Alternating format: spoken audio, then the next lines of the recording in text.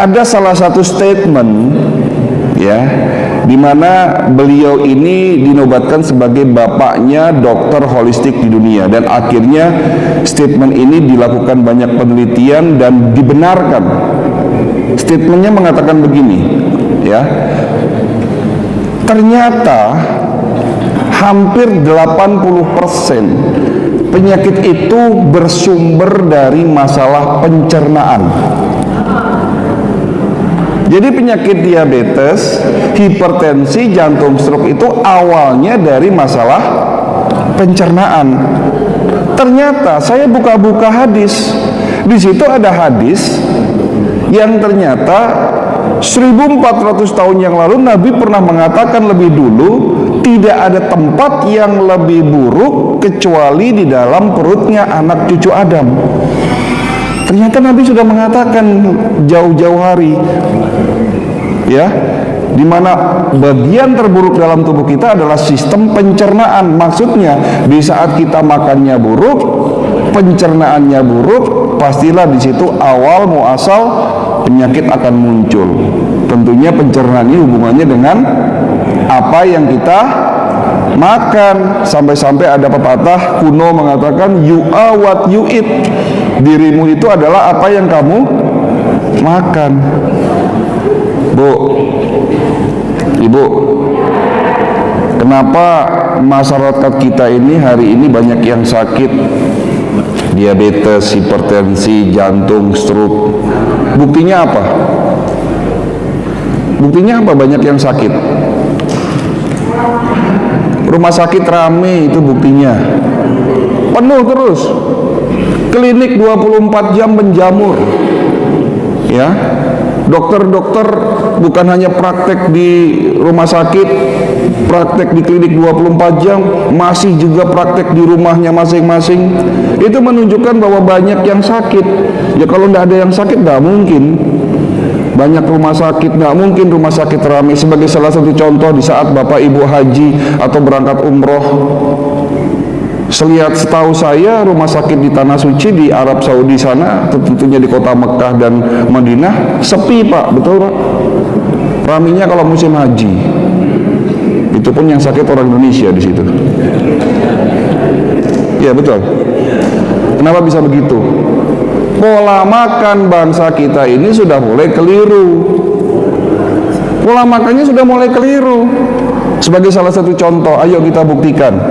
Siapa di antara Bapak Ibu semua yang hadir di sini yang di rumahnya tidak punya mie instan?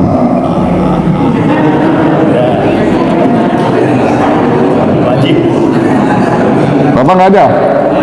Belum beli? Memang nggak pernah beli, alhamdulillah.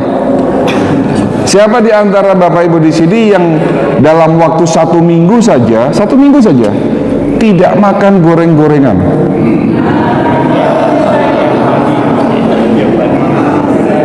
Tiap pagi katanya.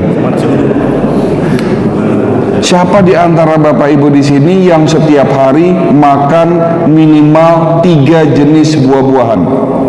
Nggak ada. Oke. Kita sedikit membahas tubuh manusia. Tubuh manusia itu terdiri dari 3 unsur, Pak. Tolong perhatikan. Ada mind, pikiran. Ada body, disebut jasmani, jasad. Dan ada rohani atau soul, jiwa. Ya, inilah yang membedakan antara kita manusia dengan makhluk lain, dengan hewan contohnya. Jika salah satu sakit, akan berdampak yang lain sakit.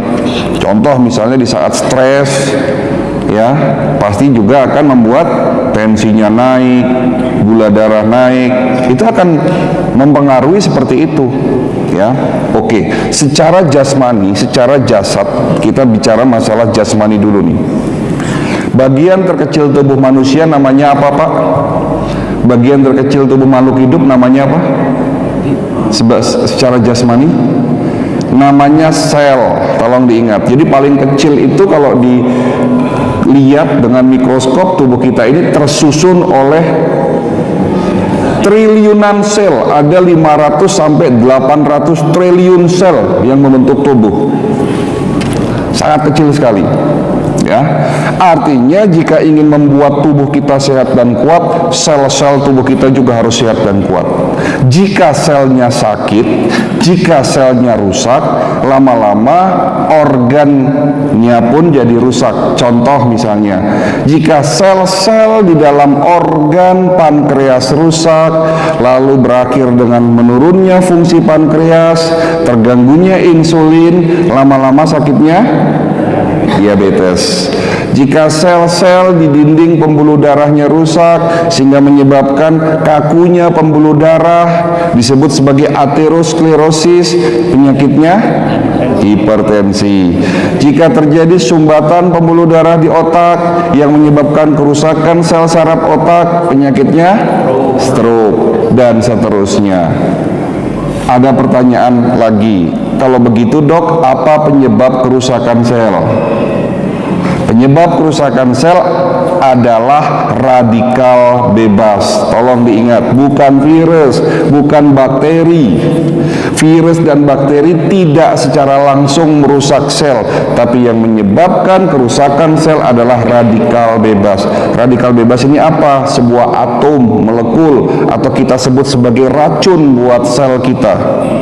Nah, radikal bebas ini kok bisa ada dalam darah kita, bisa ada dalam tubuh kita, karena apa?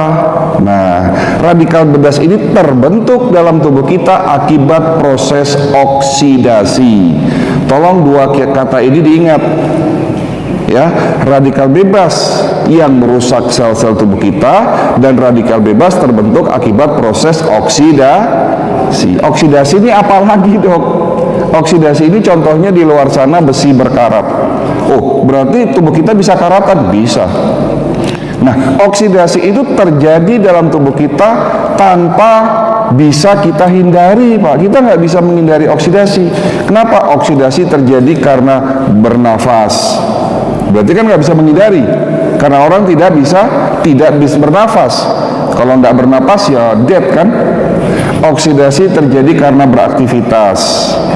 Nah, masalahnya oksidasi ini akan naik berkali-kali lipat dengan kondisi tertentu. Ya, contoh oksidasi yang menyebabkan tubuh kita oksidasinya naik itu apa?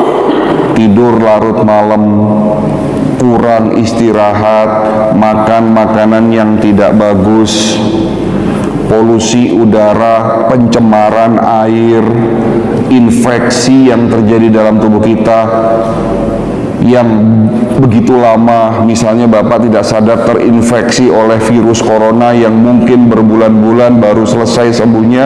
Nah, efek dari virus corona ini menghasilkan oksidasi dalam tubuh kita naik berlipat-lipat. Tapi Bapak Ibu tidak usah khawatir, Allah sudah menciptakan obatnya dalam tubuh kita sebagai penangkal, penawar yang dapat menetralisir oksidasi agar oksidasi ini tidak menjadikan terbentuknya radikal bebas. Ini sebagai obat dari segala macam obat yang Allah sudah siapkan, sudah ciptakan dalam tubuh kita. Andai kata obat ini tidak ada dalam tubuh kita, dalam waktu 5 menit saja tubuh kita akan hancur karena oksidasi.